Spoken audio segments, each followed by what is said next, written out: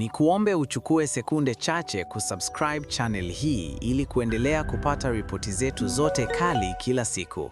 Asante. Februari 19, 2026, mwenyekiti wa Chadema Tundu Antiphas Lissu ameendelea na hatua ya maswali ya dodoso cross examination katika kesi ya uhaini inayosikilizwa katika Mahakama Kuu ya Tanzania baada ya shahidi wa upande wa Jamhuri Koplo H937 Detective Vincent kukubali maelezo yake ya polisi yapokelewe rasmi kama kielelezo.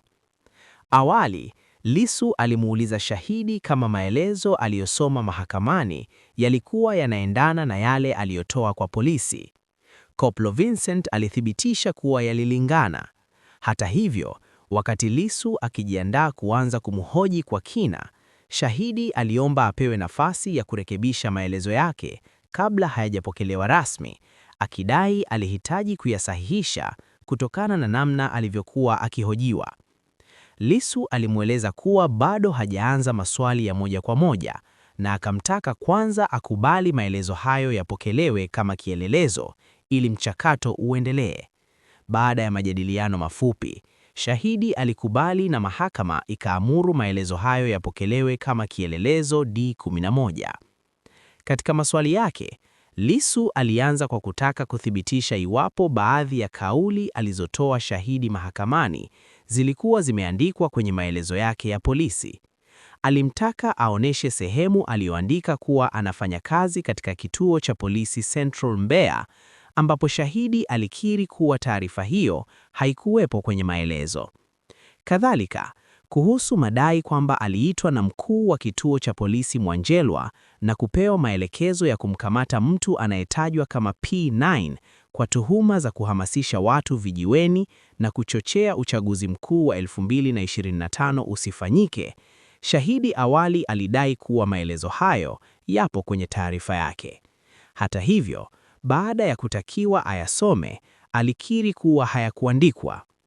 Lissu pia alimuuliza kuhusu kauli yake kwamba alimuonesha P9 kitambulisho cha polisi na kuongozana naye hadi kituo cha polisi Mwanjelwa.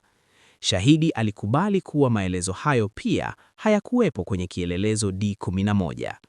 Katika hatua nyingine, Lissu alihoji kuhusu uandishi wa maelezo hayo, ambapo Koplo Vincent alidai aliyaandika mwenyewe.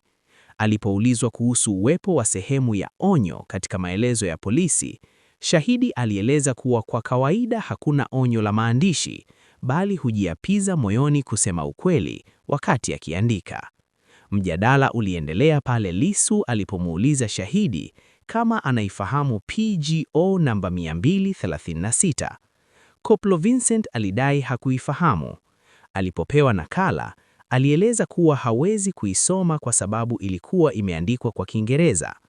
Aidha, kuhusu sehemu ya uthibitisho wa majina na sahihi mwishoni mwa kielelezo D11, shahidi alidai haikuwepo.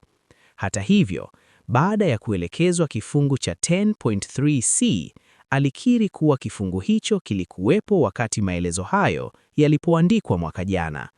Katika swali la mwisho, Lissu alitaka kufahamu kama kulikuwa na mtu aliyemshuhudia wakati akiandika maelezo yake, ambapo shahidi alijibu kuwa hakuwepo mtu yoyote.